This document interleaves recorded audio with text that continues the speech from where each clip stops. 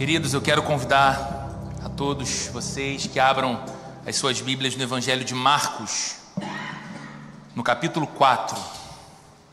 Nós iniciamos no domingo passado uma nova série de mensagens aqui na igreja, a série A Moral da História, que é uma série voltada a refletirmos juntos, domingo após domingo, nas parábolas contadas por Jesus. Todos nós gostamos de boas histórias. Todos nós carregamos na memória a lembrança de boas histórias que nos foram contadas. Todos nós podemos exemplificar alguma história talvez que escutamos na infância e nunca mais nos esquecemos. Contar histórias é um método muito eficiente para se transmitir algo, um ensino. E Jesus pautou boa parte do seu ministério público para as multidões, mas também para os seus discípulos, ensinando princípios eternos que eles não poderiam esquecer jamais, contando histórias, contando parábolas. E nós estamos então aqui nessa jornada dessa série, buscando refletir a moral da história por detrás da história contada por Jesus em cada parábola. E hoje nós vamos ler e refletir um pouco sobre a parábola do grão de mostarda. E eu te convido a ler então Marcos no capítulo 4, do verso 30 ao verso 34. Esse é o trecho que vamos ler hoje da Bíblia. Caso você esteja sem a sua Bíblia, ou caso você prefira, o texto será exibido também nessas TVs aqui da frente, você pode ler juntamente comigo. Você que acompanha a transmissão online também vê em sua tela o texto sendo exibido nesse momento. Diz assim a palavra de Deus no Evangelho de Marcos, a partir do verso 30. Novamente ele disse: com que compararemos o reino de Deus? Que parábola usaremos para descrevê-lo? É como um grão de mostarda, que é a menor semente que se planta na terra. No entanto, uma vez plantado, cresce e se torna a maior de todas as hortaliças, com ramos tão grandes que as aves do céu podem abrigar-se à sua sombra. Com muitas parábolas semelhantes, Jesus lhes anunciava a palavra, tanto quanto podiam receber. Não lhes dizia nada sem usar alguma parábola. Quando, porém, estava a sós com seus discípulos, explicava-lhes tudo. Vamos orar? Senhor, nós estamos nesse lugar tão especial, numa manhã tão cheia de beleza, a beleza que os nossos olhos contemplam e a beleza que o nosso coração percebe nesse ambiente santo de adoração, nesse encontro tão especial entre amigos, irmãos, gente amada por Ti, e juntos oramos, cantamos, celebramos a vida que o Senhor nos tem dado. Mas Deus, o Senhor sabe tão bem que nós precisamos receber o alimento celestial que nutre a alma, que orienta a vida, que nos traz força para o coração, ânimo para o espírito. Deus, o que eu te peço é que nessa manhã, mais uma vez, pela Tua bondade e graça, o Senhor nos fale através da Tua palavra santa, viva e poderosa, em nome de Jesus. Amém. Queridos, assim como foi no domingo passado, a primeira mensagem dessa série Moral da História, hoje nós estamos mais uma vez olhando para uma parábola que Jesus contou para ensinar sobre o reino de Deus, ou o reino dos céus. Na semana passada nós refletimos juntos sobre a parábola do tesouro escondido. E nela Jesus compara o reino de Deus, o reino dos céus, a um tesouro de valor inestimável. A um tesouro tão precioso, tão valioso, que compensa que tudo seja deixado para que se possa obter esse tesouro, desfrutar desse tesouro e não perder esse tesouro. Essa foi a temática do que nós refletimos e consideramos na semana passada, quando consideramos e pensamos no reino de Deus como esse tesouro precioso. Aquilo que nós fomos graciosamente inseridos por Jesus não éramos participantes do reino de Deus, não tínhamos lugar no reino de Deus, não tínhamos direito no reino de Deus por conta dos nossos pecados, mas a obra de Jesus, feita em nosso lugar, nos possibilitou sermos participantes desse reino eterno e maravilhoso, reino de vida, reino de misericórdia e reino de graça. Mas aqui, no texto que estamos lendo hoje, nessa parábola do grão de mostarda, a ênfase está não tanto no valor incalculável do reino de Deus, mas no desenvolvimento desse reino, no crescimento desse reino, em como esse reino se expande.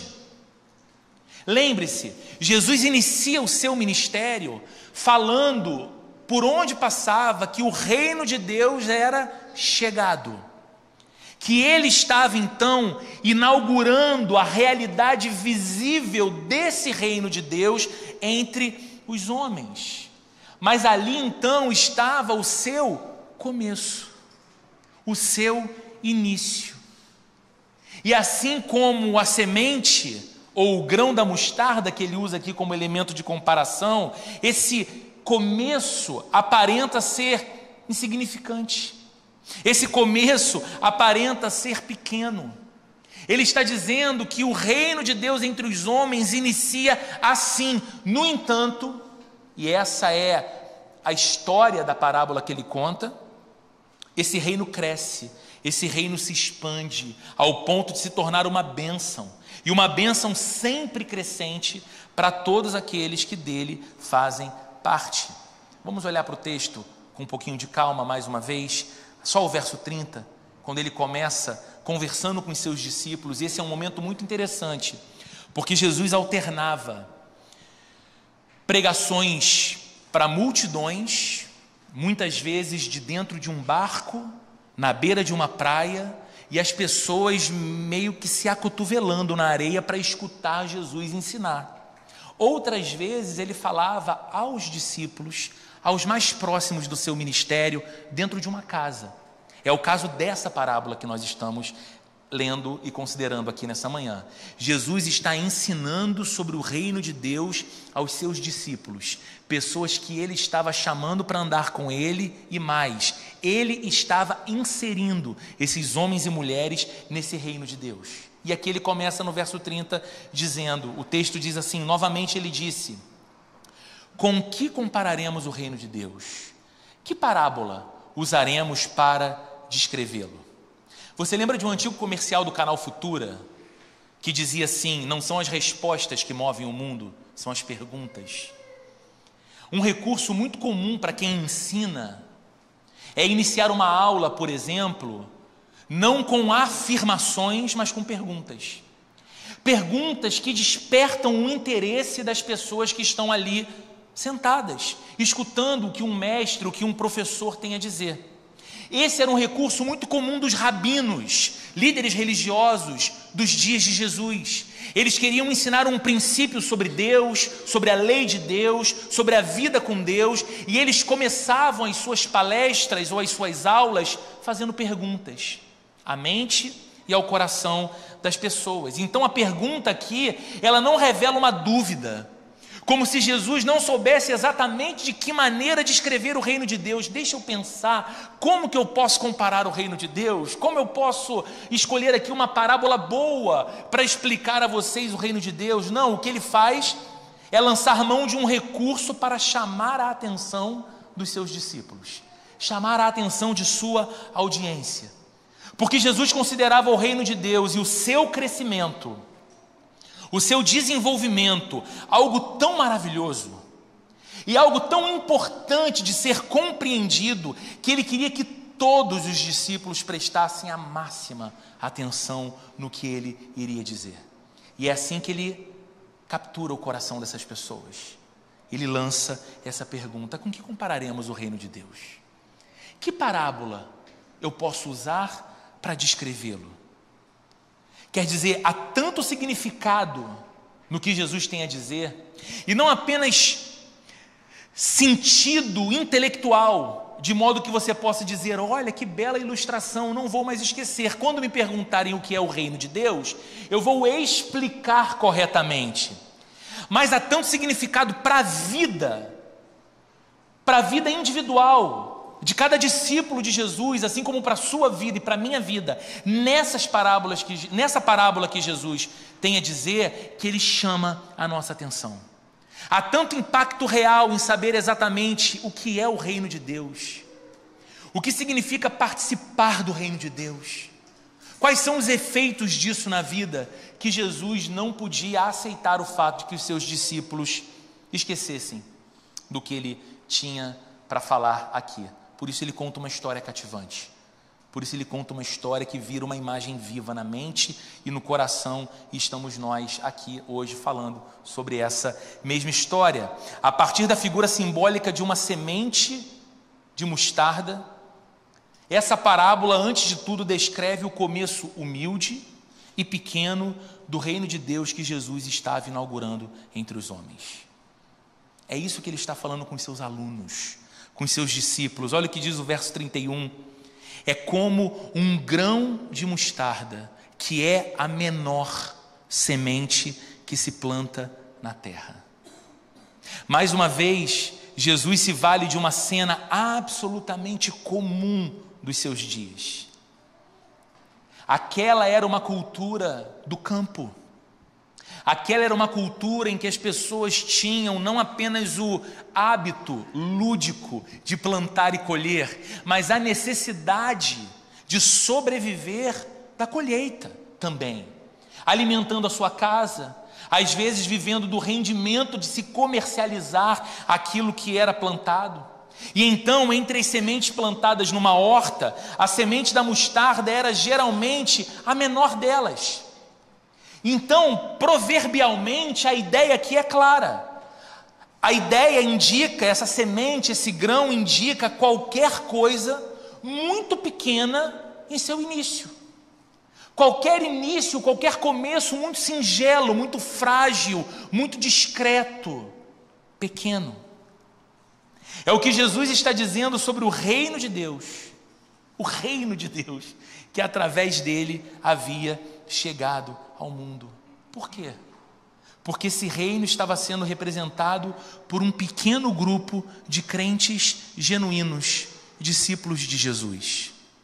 Mas veja que curioso, como o reino de Deus chega, como essa mensagem do reino de Deus entre os homens chega na sociedade, através de um mestre que não era conhecido na sinagoga,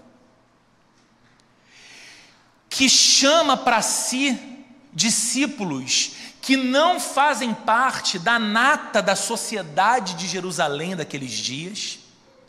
Ele não chama os nobres, os ricos, os influentes do Império Romano, não. Ele vai na beira da praia, vê pescadores pescando e chama esses homens para andarem com ele. Ele anda por lugares e vê mulheres que ninguém notava nessas mulheres, numa cultura em que mulher não era sequer contada em censo demográfico. E ele fala com mulheres, ele dá assistência a mulheres e ele chama mulheres para andarem também em seu grupo. Jesus passa por lugares em que há pessoas presentes, mas que elas são como invisíveis, porque são rejeitadas pela sociedade do seu tempo, como por exemplo, um cobrador de impostos. O cobrador de impostos era um judeu que prestava serviços para um império romano, extorquindo o seu próprio povo judeu. Então ele era tido como um lixo pelos seus compatriotas. Jesus olha um sujeito como esse, Levi, que nós conhecemos como Mateus, que escreve o primeiro evangelho, e chama para ser seu discípulo. Então perceba, parece que a estratégia humanamente analisada, ela não é tão bacana, porque ele não chama ninguém de grande vulto, ele não chama ninguém de grande expressão, ele próprio não é assim tão conhecido nos bastidores do poder da religião do seu tempo, mas está Jesus dizendo que o reino de Deus havia chegado. E agora ele fala dessa parábola do pequeno grão, da pequena semente da mostarda, para dizer o seguinte: é assim que o reino está começando entre os homens. Parece de fato pequeno e frágil, comparado com a população do Império Romano, gente. Comparado com todos aqueles que viviam na Palestina durante aqueles dias, o reino de Deus, pregado por Jesus e crido pelos seus discípulos, era de fato insignificante aos olhos humanos. Qual era o prestígio dessa mensagem? Pense por um instante, qual era o prestígio de você ser uma pessoa que dizia: não, eu estou andando com Jesus. Ah, é Jesus, o mestre? Poxa, onde é que ele mora? Não, ele disse que ele não tem lugar para morar. Ele diz que ele não tem nem onde reclinar a cabeça para descansar. E qual é a sinagoga que ele ensina? Não, a sinagoga dele é o mundo. Ele vai andando de cidade em cidade, de aldeia em aldeia, ele entra na casa que o convida, ele sacode a poeira da roupa da casa que o rejeita, e ele vai seguindo, e ele vai falando, ora na praia, ora no barco, ora na montanha, não tem muito lugar certo, e as pessoas olhavam para aquilo e falavam: poxa, não quero fazer parte desse grupo, não parece tão interessante, humanamente insignificante. Esse pouco expressivo grupo de súditos do reino de Jesus, esse pequeno grupo singelo, lembrava muito mais um pequeno rebanho de ovelhas indefesas. O lobo, você sabe que é forte, violento, perigoso, o leão, o urso, mas a ovelha é frágil. A ovelha é muito frágil. E esse grupo, e esse reino que Jesus falava, parecia assim, muito frágil. Diante da pompa do Império Romano, diante da pompa do discurso religioso daqueles dias, parecia algo fadado a desaparecer em pouco tempo. Mas olha que coisa interessante. Veja o que diz Lucas no capítulo 12, verso 32. Palavras de Jesus aos discípulos: não tenham medo, pequeno rebanho, pois foi do agrado do Pai dar-lhes o reino. O que eles pareciam? Um pequeno e frágil rebanho de ovelhas. E o que o mestre e senhor deles diz? Não tenham medo, pequeno rebanho. Ele não diz que eles são de fato fortes, numerosos, grandes. Jesus não é aquele tipo de líder estranho que tenta convencer até a si mesmo daquilo que o bom senso diz ser o contrário. Não. Ele está vendo que aos olhos humanos, de fato, o grupo é pequeno, é inexpressivo, mas ele diz a essas pessoas: não tenham medo, pequeno rebanho, porque o Pai se agradou de dar a vocês o reino. Agora, sabe o que é mais lindo? Aquele pequeno rebanho, inicialmente desprezado, inicialmente tido como irrelevante, se tornaria uma incontável multidão. Sabe o que é bonito na Bíblia?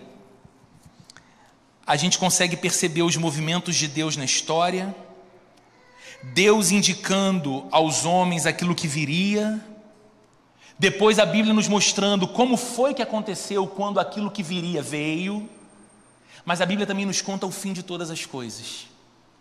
E Deus concedeu a um discípulo de Jesus, chamado João, uma experiência maravilhosa de ver a eternidade. E isso está descrito no livro do Apocalipse. Eu disse aqui que aquele pequeno rebanho, amedrontado talvez, por isso Jesus disse: não tenham medo, pequeno rebanho, pois ao Pai agradou dar-lhes o reino.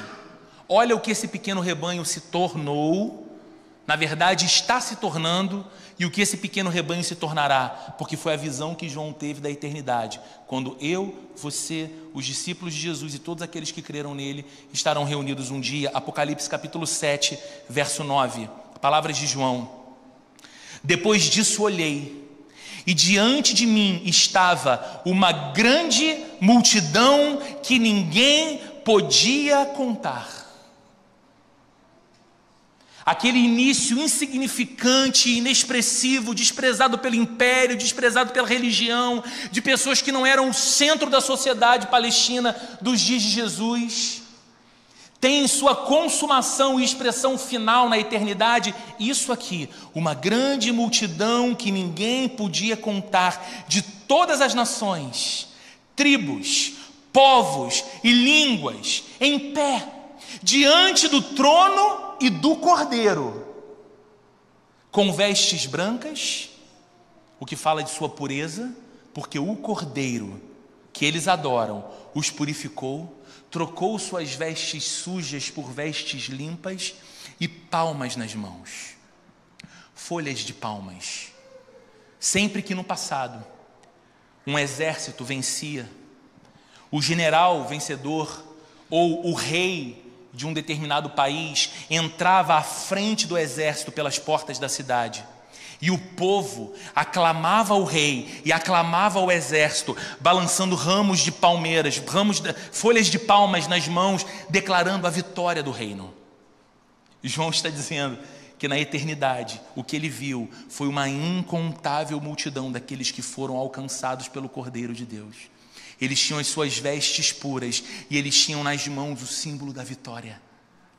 O Senhor venceu, com Ele nós vencemos. Queridos, é esse crescimento surpreendente e esse crescimento saudável que Jesus está destacando aqui na parábola.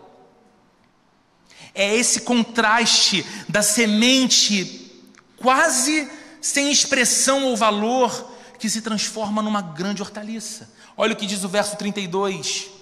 No entanto, Marcos 4, verso 32. No entanto, uma vez plantado o grão, cresce e se torna a maior de todas as hortaliças, com ramos tão grandes que as aves do céu podem abrigar-se à sua sombra. Ao germinar, a semente da mostarda vai crescendo até se tornar uma das maiores plantas que crescem na horta. E ela se assemelha a uma árvore porque, quando desenvolvida, essa planta pode chegar até 4 metros. E quando chega o outono, os seus ramos se tornam tão rígidos e firmes que as aves se abrigam nela. E as aves se protegem do calor nela. E as aves fazem seus ninhos ali naqueles ramos.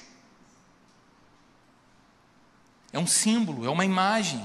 Porque de modo semelhante, o reino de Deus, uma vez estabelecido, se expande e continua se expandindo.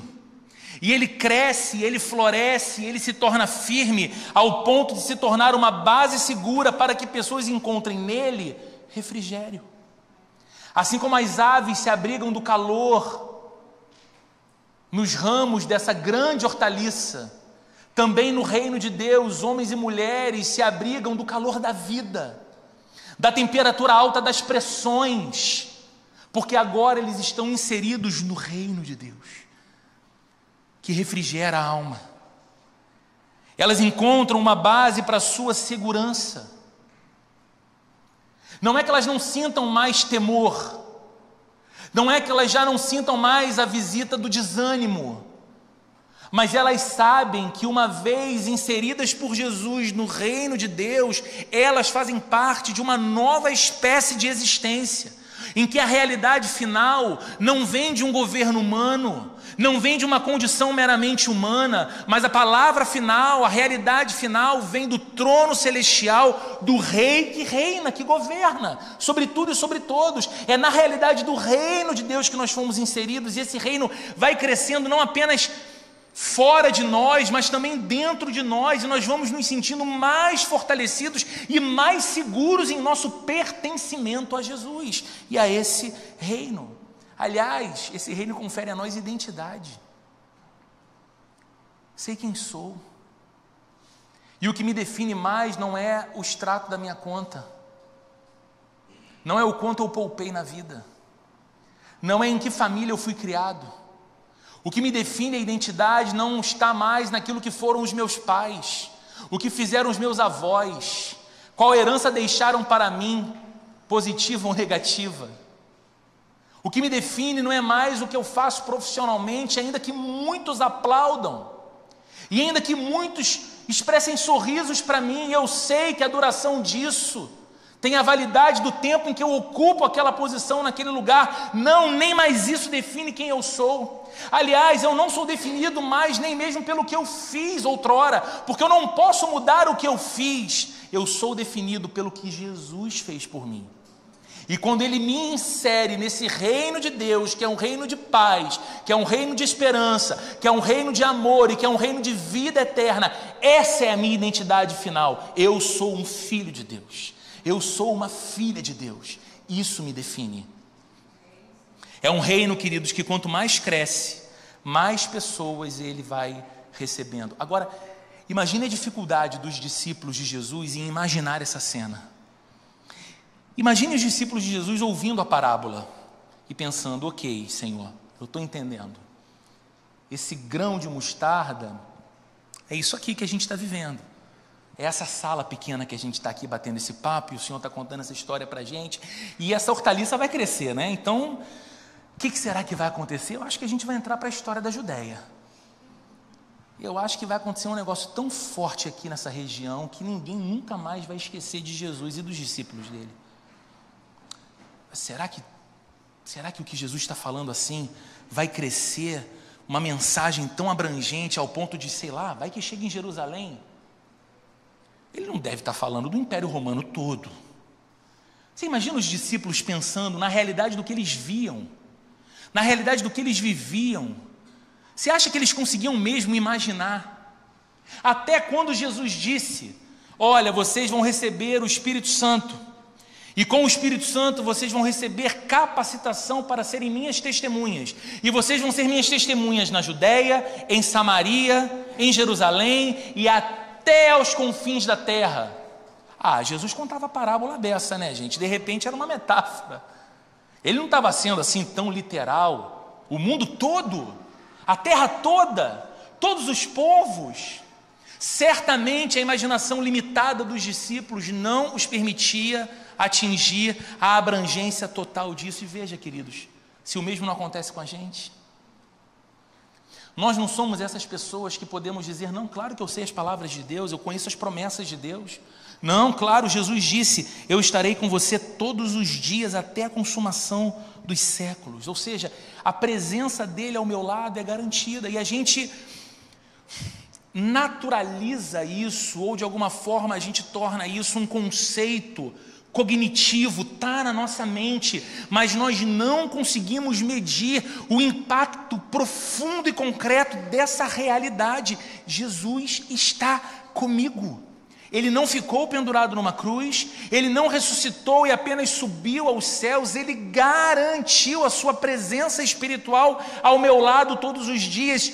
Faça eu o que fizer, entre eu no lugar que eu entrar, converse com quem eu estiver conversando, passando pela estação mais alegre ou mais aflitiva da vida, Ele está comigo. Qual é o impacto disso?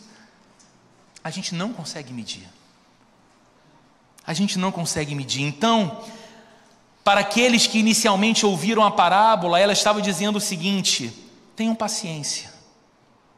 Lembre, a imagem não era estranha para eles. Ninguém ali era imediatista, como a nossa cultura é imediatista, ao ponto de pensar: joga o grão na terra hoje, amanhã a hortaliça tem 4 metros. Eles sabiam que isso levava tempo, desenvolvimento. E com a parábola, Jesus estava dizendo aos seus discípulos: tenham paciência, exercitem a fé de vocês, perseverem em oração e continuem agindo, porque o plano de Deus não falhará. Deus disse que o reino de Deus havia chegado, o Senhor disse que o reino dos céus havia chegado, o plano não vai falhar. De fato, chegou e ele há de se concretizar. Então os discípulos precisavam crer, mesmo sob o peso da pressão, mesmo sob o peso do medo, que aquilo que Jesus começou, e aquilo que Jesus começou subvertia a lógica humana e a lógica religiosa, inclusive, porque a religião dos dias de Jesus esperava sim pelo Messias, mas não um Messias como Jesus, carpinteiro, humilde. A expectativa é que o Messias seria um rei poderoso, que poria fim ao domínio do Império Romano, restauraria a dignidade singular de Israel entre todos os povos da terra, destruiria os exércitos inimigos com derramamento de sangue, e teria poderio político para governar com força e poder o povo de Deus. E aí vem Jesus, nascendo nas condições que nasceu, vivendo da forma que viveu, chamando para perto dele as pessoas que chamou. Não fazia sentido, lógico, aquilo dar certo. Mas os discípulos tinham que crer que o que Jesus havia iniciado, e que aos olhos humanos não fazia nenhum sentido, se concretizaria na história. E mesmo nós hoje, queridos, mesmo nós hoje, precisamos lembrar que o reino de Deus, do qual, se você está em Cristo, você faz parte, mas o mundo não reconhece esse reino, ou o mundo ainda rejeita esse reino, ele vai seguir crescendo até o seu pleno estabelecimento eterno.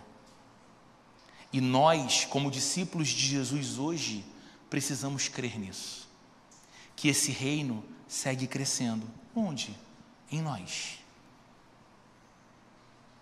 Essa semente pequena que foi inserida em nosso coração por obra do Espírito Santo, ela germinou, ela está crescendo, ela tem florescido e ela frutificará cada vez mais. Assim é a vida cristã. A Bíblia diz que a vereda do justo é como a luz da alvorada que vai brilhando cada vez mais até chegar à plena claridade do dia. Significa que a vida do cristão no reino de Deus é uma vida de desenvolvimento e progresso. O reino de Cristo está crescendo em nós. Significa que a abrangência do governo de Jesus vai aumentando em nossas vidas, na maneira como pensamos, na maneira como agimos, na maneira como nos portamos na vida e na história. Mas o reino de Deus, que o mundo ainda rejeita ou ignora a sua realidade, porque para ele ainda não é realidade visível, porque ele se manifesta primeiro dentro de você e dentro de mim, o mundo começará a perceber os sinais da manifestação desse reino através de você e através de mim, através dos discípulos de Jesus. E é assim que esse reino segue crescendo. Ele começa discreto, pequeno, humilde, quase insignificante aos olhos humanos, e ele vai tomando cada vez mais espaço, abraçando cada vez mais a nossa vida e através da nossa vida impactando outras histórias, outras realidades e outras vidas. Eu queria propor nessa conclusão algumas aplicações práticas para a nossa vida e para o nosso coração, para a gente ir embora pensando nisso. Eu quero te convidar a primeiro olhar atentamente para a Bíblia que você chama de palavra de Deus, Bíblia que possivelmente você tem uma impressa ou digital no seu celular. Olhe para a Bíblia e você verá que grandes coisas feitas por Deus começaram com pequenas iniciativas. Isso é um princípio que você não pode esquecer nunca. Eu não estou pedindo nem que você olhe para a história do nosso mundo, e você vai ver um monte de coisa também, mas olhe para a Bíblia, fundamento da sua fé, e você vai ver que grandes realizações de Deus na história começaram com pequenas iniciativas. Primeiro, o povo de Deus, de onde viria o Salvador do mundo, começou com uma promessa feita para um casal idoso, cuja esposa era estéril, de que esse casal teria um filho e que a sua descendência seria numerosa e bendita. Parece ilógico. Deus, que poderia prometer a qualquer jovem casal algo do tipo, decide aparecer para um homem já idoso, casado com uma mulher igualmente estéril, com um quadro agravado por ser estéril, dizendo: vocês vão ter um filho. Sara ri. Alguns comentaristas bíblicos vão dizer, ela ri maravilhada com a promessa. Outros vão dizer, talvez o sorriso dela ou o riso dela tenha sido quase que de ironia, do tipo: mas vá, eu, com ventre seco, nasce Isaac, de Isaac vem Jacó, De Jacó, seus 12 filhos, que dão origem às 12 tribos de Israel. Um de seus filhos, Judá, tribo da qual vem aquele que é chamado de o leão da tribo de Judá, o Senhor Jesus. Um começo insignificante aos olhos humanos, pequeno demais, que resultou numa grande coisa. Segundo, olhe para a Bíblia e você vai ver a história de um homem que, pela inveja dos seus irmãos, filho de Jacó, esse homem, que pela inveja dos seus irmãos foi vendido como escravo para o Egito. E os seus irmãos chegaram ao pai com uma roupa dele ensanguentada com sangue de animal e diz: olha, aqui o que aconteceu com seu filho querido, uma fera o consumiu e ele morreu. E Jacó vive a dor e o luto de um filho que ele jurava estar morto.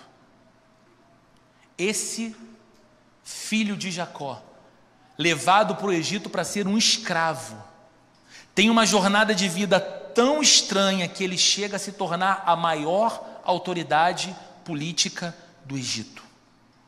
Abaixo do faraó, ninguém tinha mais comando no Egito do que José. E o que acontece? Quando uma grande fome assola a terra e muitas pessoas morrem desnutridas, a família de Jacó vai ao Egito em busca de mantimento. E José reconhece os seus irmãos. E José é usado por Deus não apenas para ser o provedor dos seus irmãos, do seu pai e de sua família, mas através da vida de José no Egito, Deus preserva todo o povo, toda a linhagem do povo hebreu. E a promessa de Deus de fidelidade ao seu povo é mantida ali, um começo pequeno. Terceiro, o mais improvável dos filhos de um homem chamado Jessé, um homem que tinha muitos filhos, filhos fortes, que serviam no exército de Israel, mas o menor deles, um jovenzinho, cuidava mais das ovelhas no campo, se chamava Davi. Um dia, um grande profeta entra na casa de Jessé, dizendo que Deus o havia mandado ali, para que dentre os filhos de Jessé, o novo rei de Israel fosse levantado, fosse ungido, fosse consagrado. Jessé usa lógica, ele traz os seus filhos mais destacados primeiro, os mais fortes, os mais bonitos, os mais capazes pela perícia militar, porque servia ao exército. Nenhum deles era o rei que Deus tinha separado, até então que Jessé lembra que tinha mais um, que ele nem havia cogitado trazer, porque era o ruivinho, era o menor. E Samuel manda trazer Davi, e quando ele entra, o Senhor diz a Samuel: é ele, Samuel, e não atente para a imagem dele, Samuel, porque o Senhor não vê como o homem vê. O homem olha o exterior, mas eu vejo o coração. Pouco tempo depois, aquele jovem rapaz, sem nenhum treinamento militar, mas cheio de zelo por Deus, enfrentou o maior gigante, o maior militar do exército filisteu, um exército inimigo, Golias. E ele derrota Golias. E esse rapaz se torna o maior rei da história de Israel. Jessé não podia acreditar que aquele início tão pequeno e singelo na sala de sua casa daria naquilo tudo. Um pequeno começo, uma grande realização. Quarta e última. Jesus veio ao mundo em humildade e pobreza. O rei dos reis nasceu numa estrebaria, um lugar de descanso e limpeza de animais. Não havia uma cama para colocar o bebê Jesus recém-nascido. Ele foi colocado numa manjedoura. Ele andou entre os mais simples. Ele não viveu nos bastidores do poder. Ele não comia na mesa de Herodes. Ele não frequentava o palácio de Pilatos. Ele andava com os humildes, Ele atendia os invisíveis sociais, ele curava os enfermos, ele falava com os leprosos que as pessoas queriam distância. E ele inaugurou um reino no mundo constituído de servos humildes. Mas você sabe, como diz a Bíblia, o seu reino jamais terá fim. E se você está em Cristo, você tem parte nesse reino eterno, que começou pequeno como o grão da mostarda e cresce forte, vigoroso e será para sempre. Então o que eu quero que você vá embora hoje pensando é o seguinte: quais são as pequenas sementes que Deus tem colocado em suas mãos?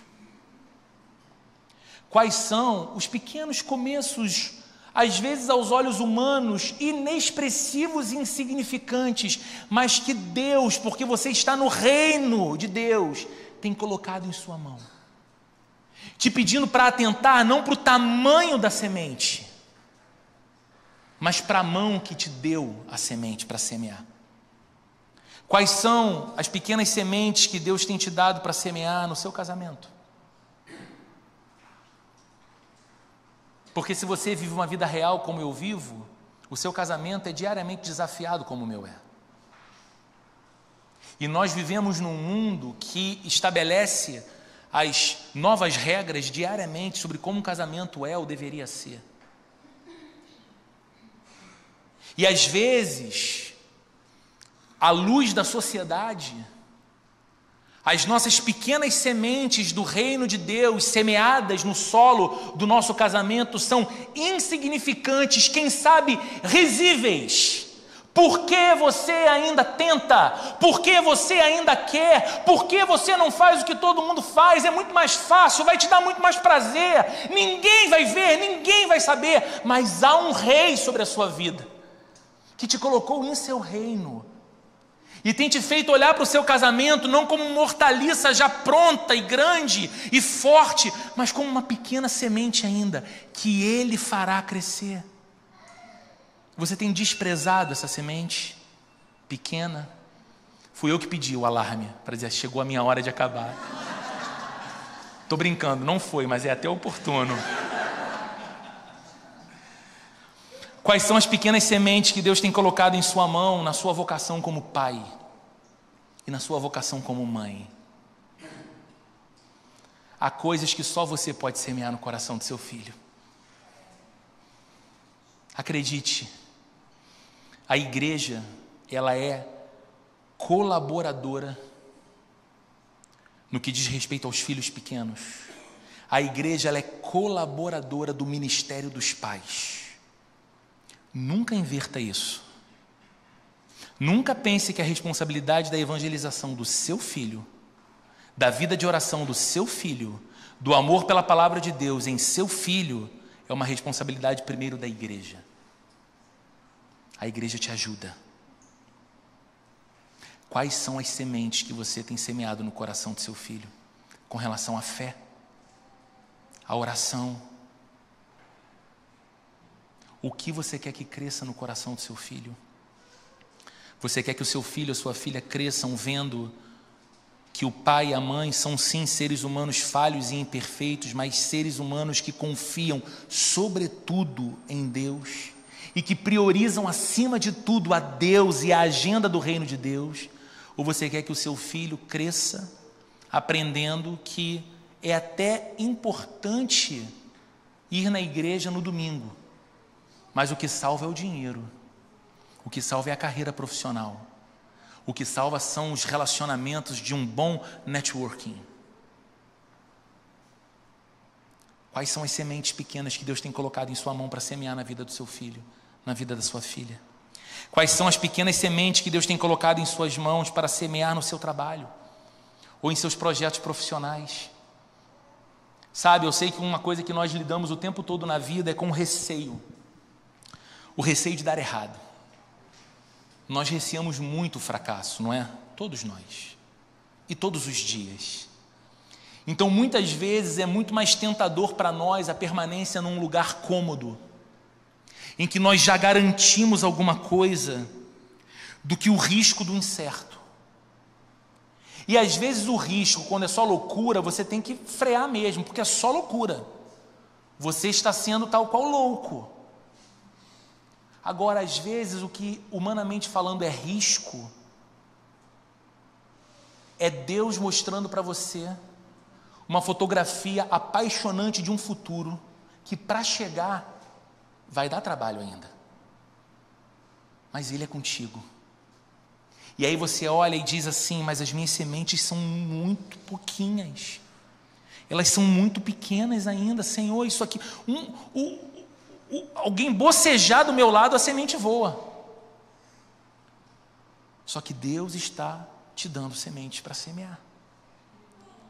Dizendo que você pode nele viver aquilo que você sequer imaginou. Nessa manhã eu sei que falo para pessoas que hoje podem dizer isso acerca da própria vida. Eu nunca pensei que Deus faria o que fez nessa área da minha vida. Deus é vivo e você sabe disso. Por fim, queridos, quais são as sementes, pequenas sementes que Deus tem colocado em suas mãos para que você semeie no solo da sua igreja? Não estou falando de dinheiro, nem vamos tirar a oferta de novo, te garanto, porque não é essa a questão. A questão é quais são as coisas aparentemente pequenas e sem muita expressão que Deus está colocando em seu coração e em suas mãos para que você semeie na igreja. Às vezes isso tem a ver com um olhar atento e carinhoso para alguém que está com você todo domingo aqui nesse lugar. Às vezes isso tem a ver com você se abrir um pouco mais para servir numa área que ninguém está vendo. Porque ninguém vê quem arruma a cadeira, quem estica fio no chão, quem liga a lâmpada, quem liga ar-condicionado, quem prepara a sala de criança. Ninguém vê necessariamente, por incrível que pareça, às vezes atravessando pela porta, não vê quem está na porta recebendo. Tão corrida é a vida da gente, tão distraídos somos tantos de nós. Mas às vezes essa é a pequena e humanamente inexpressiva semente que Deus está colocando em suas mãos para fazer algo grande. Não tem um voluntário aqui em cima no departamento infantil, nesse momento, ensinando aos nossos filhos, que possa dizer, eu sei exatamente o que é cada criança dessa que está aqui à minha frente e até onde Deus levará. Nós podemos ter nesse exato momento, no segundo andar desse prédio, algumas pessoas que hão de transformar a história de muita gente para a glória de Deus.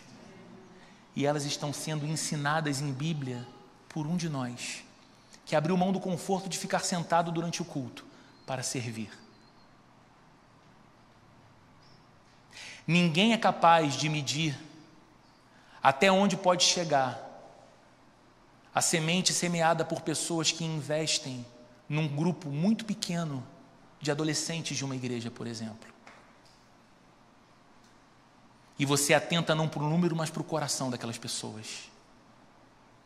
E talvez Deus te torne parte de uma história muito maior do que a sua própria história. E através do seu envolvimento com aquelas pessoas que muitas vezes ninguém quer estar muito perto, porque são intensos, porque são cansativos, porque vivem cheios de hipérboles para tudo, e às vezes a gente cansa deles. Eu tenho uma em casa e sei exatamente como é. Alguém decidiu amar, andar junto, ensinar, apacentar o coração, e aquela semente florescer e se tornar algo muito maravilhoso nas mãos de Deus. Queridos, não despreze os pequenos começos. Sabe por quê? Porque tudo no reino que você foi inserido por Jesus começou pequeno e terminará glorioso. Vamos orar? Senhor, obrigado por Tua palavra nessa manhã mais uma vez. Que o Senhor nos ajude a olhar com alegria e amor para as pequenas sementes que o Senhor nos tem dado. Te agradecemos porque em Jesus o Senhor nos levou para viver a realidade do reino de Deus. Obrigado porque nós sabemos que a nossa vida está nas mãos do soberano Rei, que é também um Pai de amor, misericórdia e graça. Obrigado, Deus, por fazer em nosso coração a virtude e os sinais do Teu reino crescerem. Mas o que nós te pedimos é que também o Teu reino se torne visível através de nós. e juntos, através dessa igreja, nessa cidade que nós tanto amamos. Ajuda-nos, Senhor, a refletir a Jesus e ao reino de Jesus na maneira como somos e vivemos e servimos como igreja ao mundo e ao próximo, em nome de Jesus. Que o amor de Deus, o nosso Pai, a graça de nosso Senhor e Salvador Jesus Cristo e a comunhão e a consolação do Espírito Santo esteja presente com cada um de nós, hoje e para todo sempre. Amém.